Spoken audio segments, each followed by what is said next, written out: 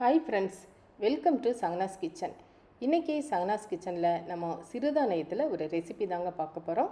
திணை அரிசி வச்சுட்டு கிறிஸ்பியாக தோசை எப்படி பண்ணுறதுன்னு பார்க்க போகிறோம். அதோட காலிஃப்ளவரில் ஒரு மசாலாவும் ரெடி பண்ண போகிறோம். வாங்க எப்படி பண்ணுறதுன்னு பார்க்கலாம். அதுக்கு முன்னாடி நம்ம சேனலை நீங்கள் ஃபஸ்ட் டைம் பார்த்தீங்கன்னா மறக்காமல் சப்ஸ்கிரைப் பண்ணிக்கோங்க. ஒரு மிக்சிங் பவுலில் 1 கப் திணை அரிசி எடுத்துக்கலாம். அதோட 1/4 கப் உளுந்தம்பருப்பு, வெந்தயம் 1/2 டீஸ்பூன் சேர்த்துட்டு 2-3 தடவை நல்லா வாஷ் பண்ணிவிட்டு 4 மணி நேரம் இதை ஊற வைக்க போகிறோம். இப்போ நல்லா கழுவிட்டேன். தண்ணி சேர்த்துட்டு 4 மணி நேரம் நல்லா ஊறட்டும். அடுத்து ஒரு சின்ன பவுலில் 3 டேபிள் ஸ்பூன் அவல் எடுத்திருக்கேன். அரிசியை அரைக்கிறதுக்கு 1 மணி நேரத்துக்கு முன்னாடி அவலை ஊற வச்சா போதும். இப்போது அரிசி நல்லா ஊறிடுச்சு.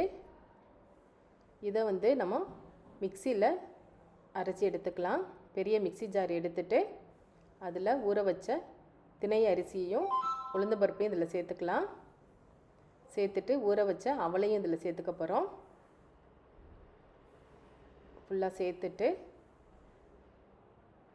இதை அரைச்சி எடுத்துகிட்டு வந்துடலாம். நல்லா நைஸாக அரைச்சி எடுத்துக்கலாம்.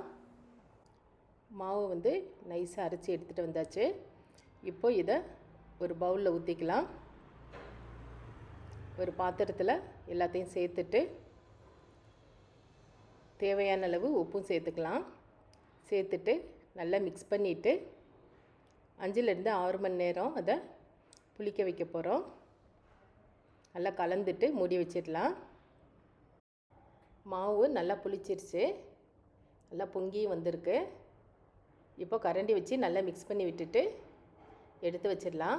அடுத்து மசாலா ரெடி பண்ணுறதுக்கு ஒரு ஃப்ரை பேன் எடுத்து அடுப்பில் வச்சுட்டு அதில் 1 டேபிள் ஸ்பூன் எண்ணெய் சேர்த்துக்கலாம். எண்ணெய் நல்லா சூடானதுக்கப்புறமா கட் பண்ணி வச்சுருக்கிற வெங்காயம் 1/2 கப் இருக்குது, அதையும் சேர்த்துக்கலாம். சேர்த்துட்டு நல்லா வதக்கிக்கலாம்.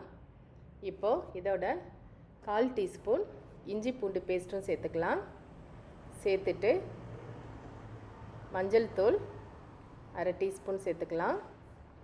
சேர்த்துட்டு நம்ம கட் பண்ணி வச்சுருக்கிற காலிஃப்ளவர் 1 கப் இருக்குது, அதையும் சேர்த்துக்கலாம். அதோட பச்சை பட்டாணி கொஞ்சம் சேர்த்துட்டு நல்லா வதக்கிக்கலாம்.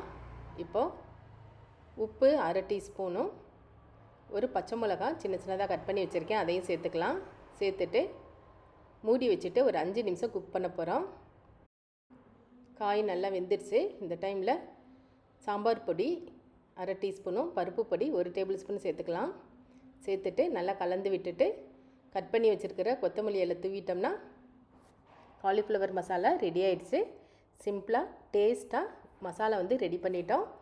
அடுத்து தோசைக்கல் எடுத்து அடுப்பில் வச்சுட்டு கல் நல்லா சூடானதுக்கப்புறமா நம்ம மாவு எடுத்து தோசை ஊற்ற ஆரம்பிச்சிடலாம்.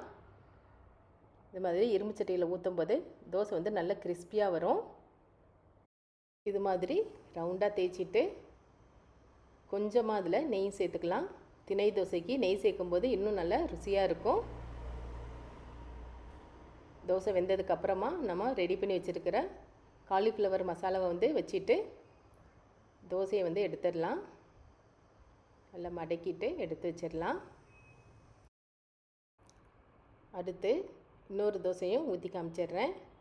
கல் ரொம்ப சூடாகிடுச்சுன்னா கொஞ்சமாக தண்ணி தெளிச்சிட்டு இது மாதிரி தொடச்சிட்டோம்னா சூடு குறைஞ்சிரும். மாவு ஊற்றிட்டு நீங்கள் ரவுண்டாக தேய்க்கிறதுக்கு தோசை தேய்க்கிறதுக்கு ஈஸியாக இருக்கும். இப்போ பாருங்கள், நல்லா ஸ்மூத்தாக ஃப்ரீயாக கரண்டி வச்சு நம்ம தேய்க்கலாம். நல்லா ரவுண்ட் ஷேப்பில் அழகாக தேய்ச்சிக்கலாம்.